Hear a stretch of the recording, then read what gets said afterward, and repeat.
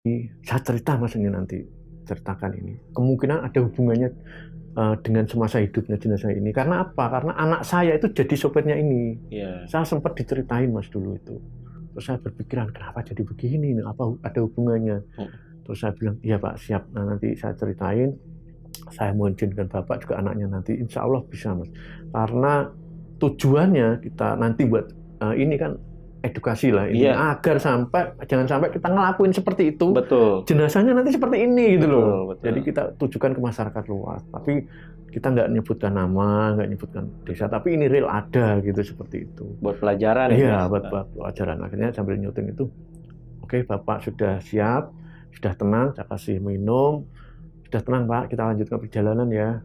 Ya, sudah dia bilang gitu. Tapi bau itu nggak hilang. Terus bapaknya saya suruh naik ke depan itu aja masih bau. Saya bayangin dia belakang. Kalau saya kan posisi benerin itu sudah, saya ikut muntah. Jadi itu video saya ada ikut muntah karena memang baunya luar biasa. Padahal biasanya saya itu tahan kalau bau, karena baunya terlalu menyengat. Dibarengi ada penampakan itu, cairan itu. Akhirnya ya udah, saya akhirnya muntah juga di situ, tapi agak jauhan.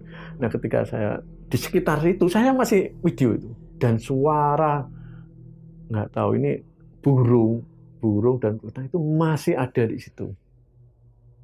Nggak kebayang jadi Om Heri ini, karena berdua ya di tengah hutan. Tengah hutan, jadi hutannya itu lebat banget. Sama jenazah dengan kondisi jenazah seperti itu gitu loh.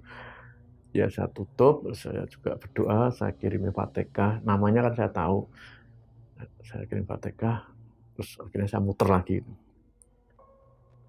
lagi, terus masang kamera di situ, saya lanjutkan, dan bapaknya itu kayaknya nggak pengen terlalu lama, kan ada, ayo Thomas jalan gitu. Iya Pak, sabar. Nah, ketika saya mau sabar itu saya dimarahin orang banyak, karena saya penasaran nih, suara itu ngapain nggak hilang-hilang gitu loh.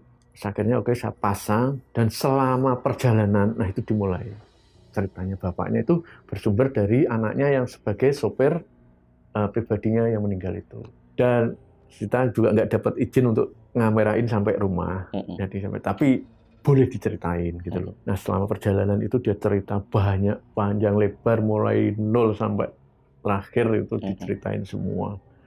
Nah, ketika sampai rumah, itu jenazah, itu kan anaknya perempuan nikah sama seorang kiai lah. Iya, di situ itu datang dia langsung tanya,